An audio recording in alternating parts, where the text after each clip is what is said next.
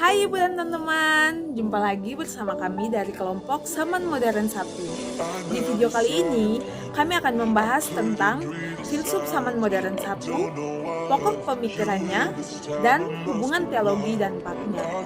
Adapun filsuf-filsuf yang ingin kami bahas yaitu yang pertama, René Descartes, yang kedua John Locke, yang ketiga David Hume, yang keempat John Stuart Mill, dan yang kelima Thomas Hobbes. Selamat menyaksikan. Hai teman-teman, perkenalkan nama saya Imelda Marta Matruti. Di sini saya akan menjelaskan tentang pemikiran filsafat. Tokoh pemikiran filsafat di sini yaitu René Descartes. René Descartes adalah seorang filsuf matematikawan. Ia juga dijuluki sebagai bapak filsafat modern. Ia lahir pada tanggal 31 Maret 1596 di Prancis dan ia meninggal pada tanggal 11 Februari 1650 di Swedia. Kemudian saya akan menjelaskan tentang pemikiran filsafat René Descartes.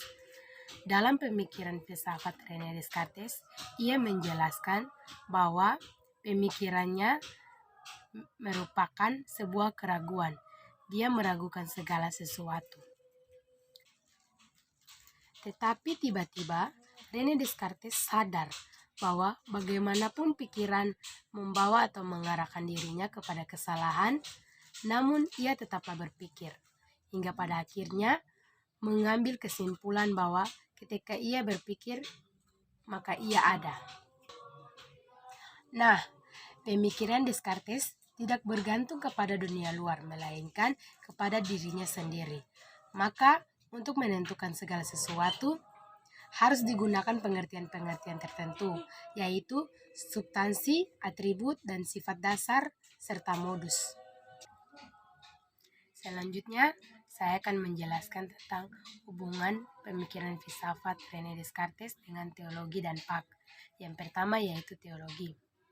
Descartes mendeskripsikan Allah tanpa batas.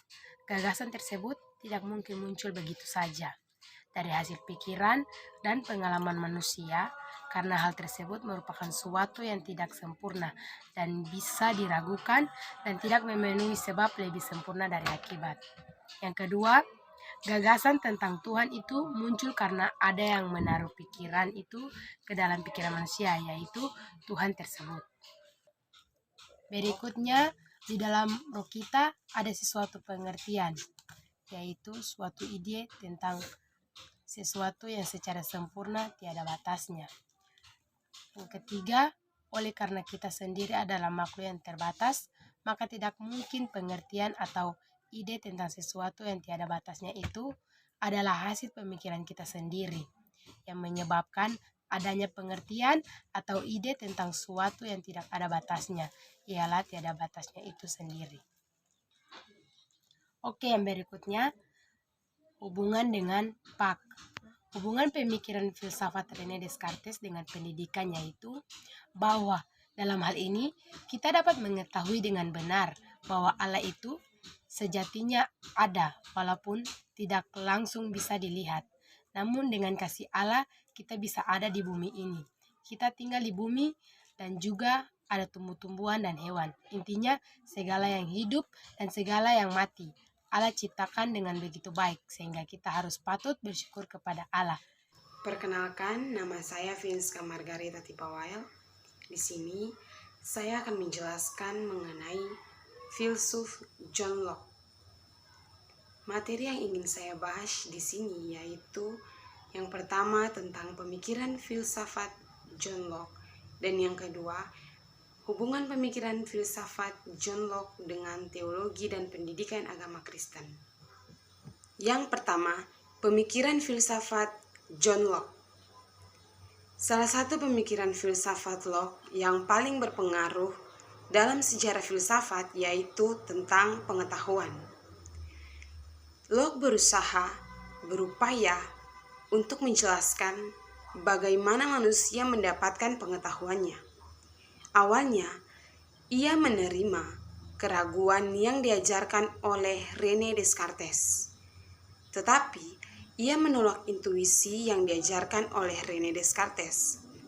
Karena menurut Locke, segala pengetahuan yang ada dalam diri manusia itu bermula pada pengalaman-pengalaman manusia itu sendiri.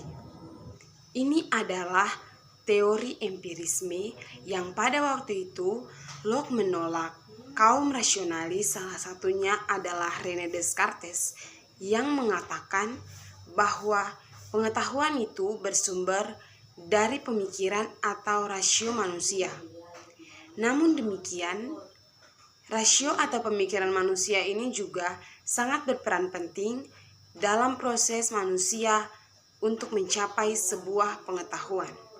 Locke berpendapat bahwa sebelum manusia mengalami sesuatu, pikiran atau rasio manusia ini kosong, tidak ada apa-apa, tidak ada isinya, yang diibaratkan seperti kertas putih atau tabula rasa, yang kemudian pemikiran manusia itu atau rasio manusia itu mendapatkan isinya dari pengalaman-pengalaman yang dilalui atau dilewati oleh manusia itu sendiri.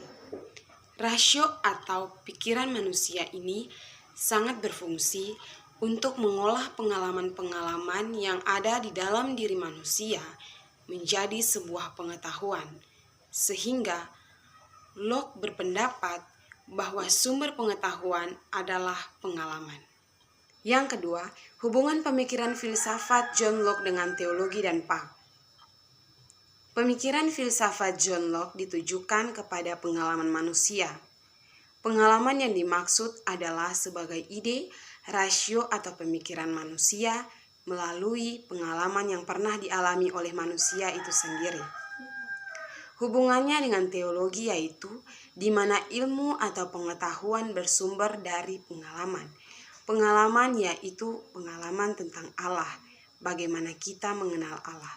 Seperti pengalaman Musa bertemu dengan Yesus melalui suara, dan pengalaman Paulus percaya kepada Yesus ketika bertemu dengan Yesus di depan pintu Damsyik. Hubungannya dengan pendidikan agama Kristen yaitu kita sebagai mahasiswa Kristen harus menciptakan pengalaman yang bersumber dari iman Kristen dengan cara melakukan praktek-praktek atau tindakan yang baik atau yang kita dapatkan sebagai suatu pengetahuan tentang Allah dengan kita dan bisa menjadikan diri kita lebih baik. Demikian yang dapat saya sampaikan dari filsuf John Locke tentang pemikiran filsafat John Locke dan hubungan pemikiran filsafat John Locke dengan teologi dan Pak. Ya, selamat siang para dosen dan teman-teman sekalian, Shalom. Perkenalkan, nama saya Filigia Petleu. Di saat ini saya akan mempresentasikan hasil saya, yaitu filsuf David Hume. Ya, kita masuk ke dalam latar belakang dari David Hume. David Hume lahir di Edinburgh, Skotlandia pada tanggal 26 April 1711. Karya filsafat yang paling utama dari David Hume ketika dia masih di Prancis pada tahun 1734 sampai dengan 1737 yang berjudul Treatise of Human Nature. Ketika dia masih sangat muda, belum mencapai usia 30-an, dia belum terkenal. Dan simpulan-simpulan yang dia buat tidak bisa diterima oleh semua aliran. Tetapi dia berharap adanya kritikan yang tajam yang akan dia tanggapi dengan jawaban yang cerdas. Namun, tidak ada orang yang menaruh perhatian terhadap bukunya. Seperti yang dia katakan, buku ini luput dari perhatian pers. Dia mendambakan dengan suasana hati yang riang dan ceria. Dan dia mengabdi diri pada penulisan esai yang menghasilkan volume pada tahun 1741. Pada tahun 1744, dia gagal dalam meraih jabatan sebagai guru besar di Edinburgh. Tetapi dia kemudian menjadi tutor yang sakit ingatan. Kemudian dia juga menjadi sekretaris jenderal. Dengan jabatan ini dia kembali berusaha kencang dan dia mempersingkat karyanya. Dia juga menulis karya esai yang tidak juga dia terbitkan hingga menjelang wafatnya. Dan karya itu diterbitkan pada tahun 1779 setelah dia wafat. Dan itu menedaskan bahwa tidak ada bukti sejarah yang memadai untuk peristiwa-peristiwa semacam itu. Iya, kita akan masuk ke dalam pokok pemikiran dari David Hume. David Hume mengajukan pemikiran bahwa pengetahuan yang diperoleh tanpa indera harus ditolak. Dengan kata lain, pengetahuan yang dianggap sihir adalah pengetahuan yang diperoleh lewat indera saat pengamatan atau empirisme. Quinn juga mendukung pendapat Hume dengan mengatakan pengetahuan yang diperoleh lewat indera memang menyedihkan karena sangat terbatas. Padahal yang patut dipercaya adalah pengetahuan yang diperoleh melalui indera. Semua hal yang tidak diperoleh dari pengalaman harus dibuang tanpa pengecualian.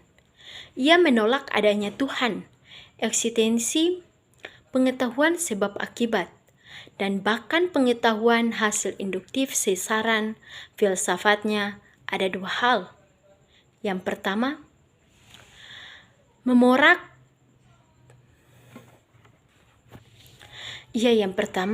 semua pengetahuan yang tidak didasarkan pengalaman empiris karena tidak dianggap sah.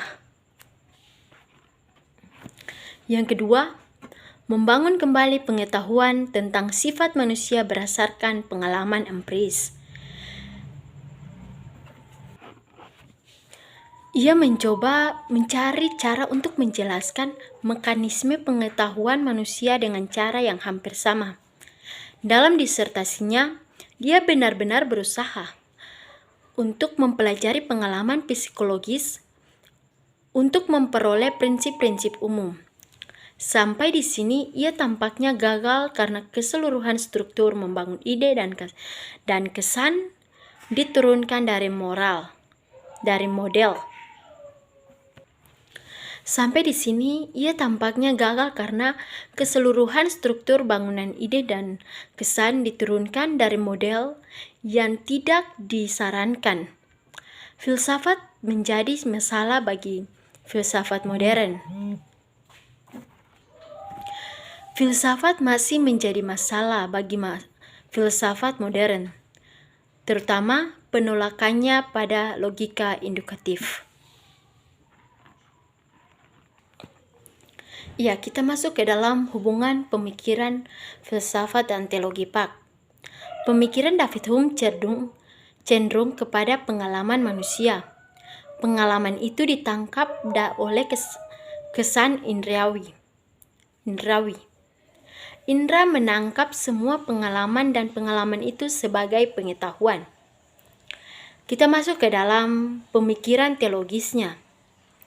Pemahaman teologi Kristen merupakan sebuah pengalaman. Pengalaman itu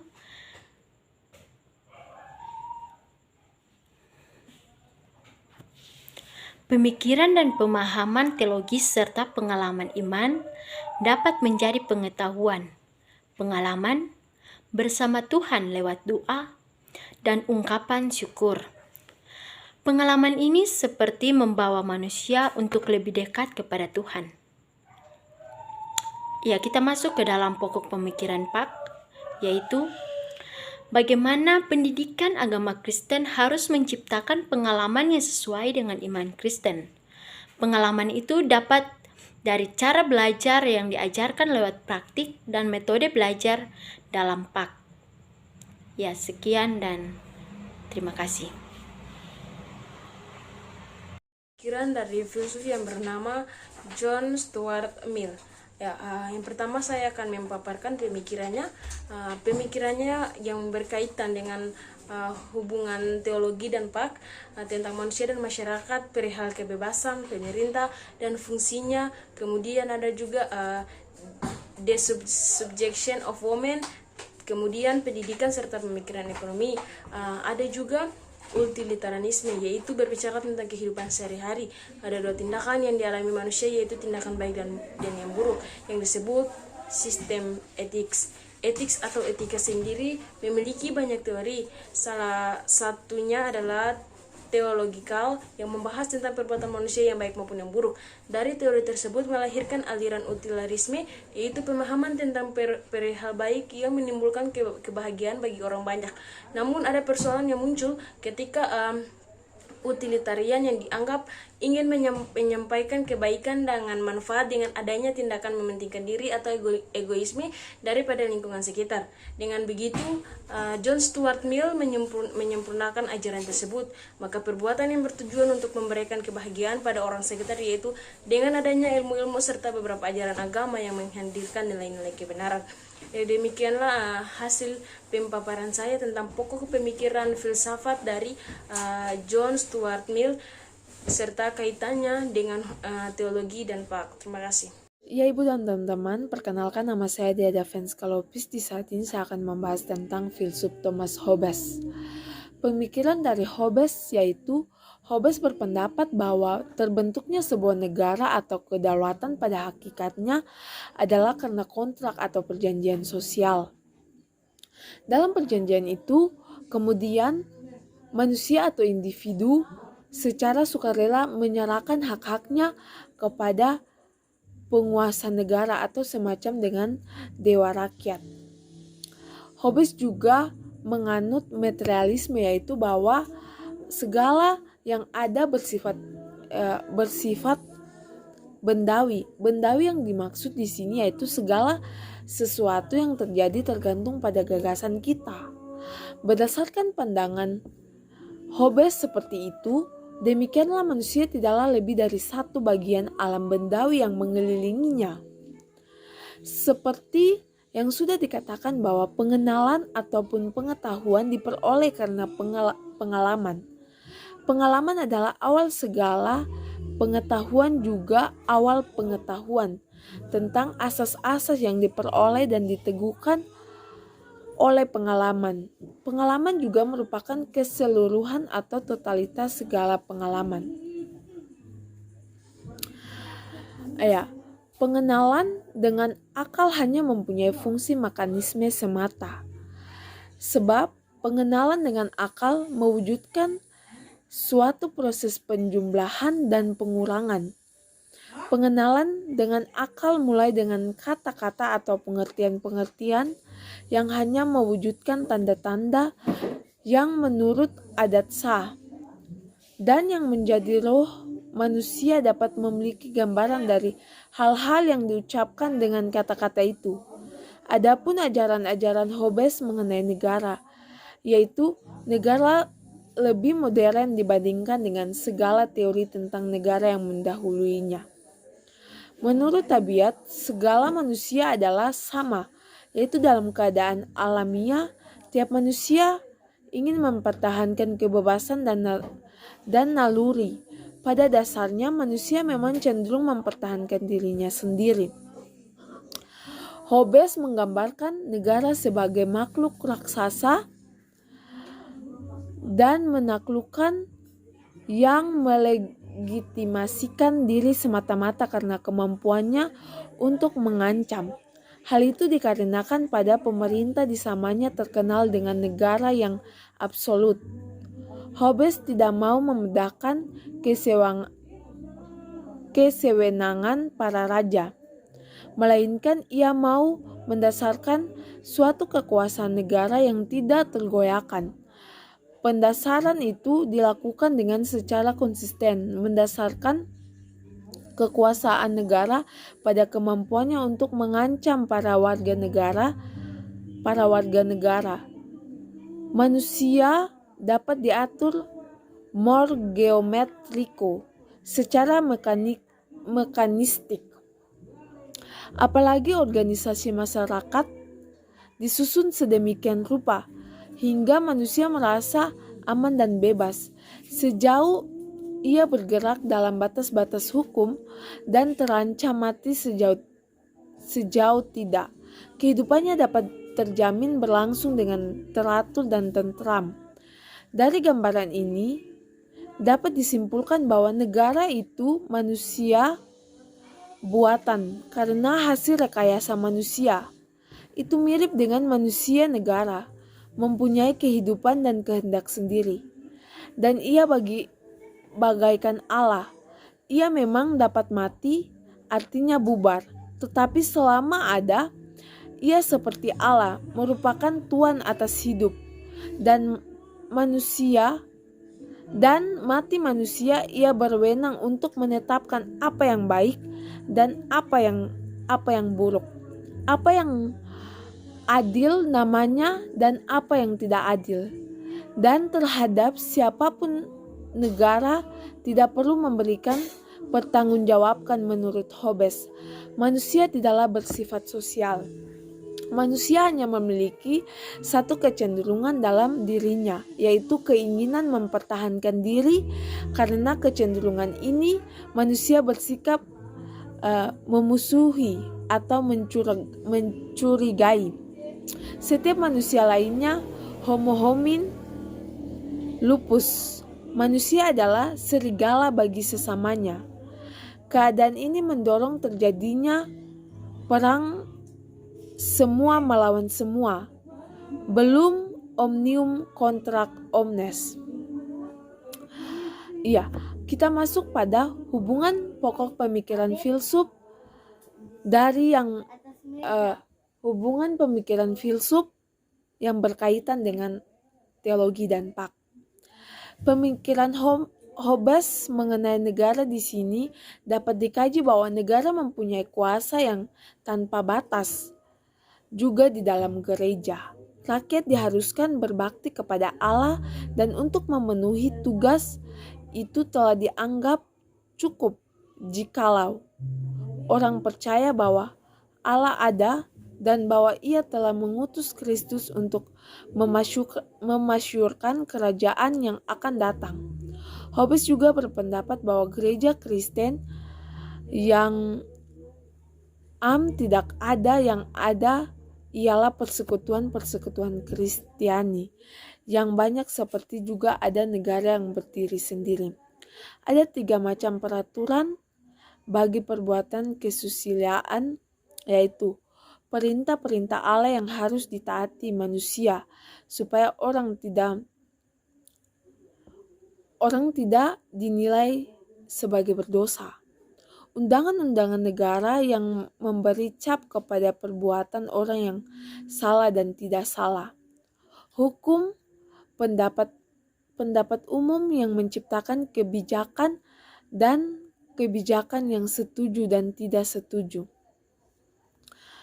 Di dalam negara, kekuasaan harus dibedakan antara kekuasaan yang melakukan pemerintah atau legislatif dan kekuasaan yang menentukan pemerintah atau eksekutif, dan kekuasaan yang menentukan peran damai dan federatif. Rakyat tetap berada di atas kekuasaan pelaksa, sedangkan kekuasaan federatif harus senantiasa berjalan bersama-sama dengan kekuasaan eksekutif. Locke juga menentang kekuasaan negara atas agamanya, yaitu agama bersifat deistis. Agama Kristen adalah agama yang paling masuk akal dibandingkan dengan agama-agama yang lain, karena dogma-dogma yang hakiki agama Kristen dapat dinuktikan oleh akal. Dari situlah dapat ia simpulkan bahwa adanya tokoh akali yang perlu multak, yang berkuasa, yaitu Allah. Terima kasih.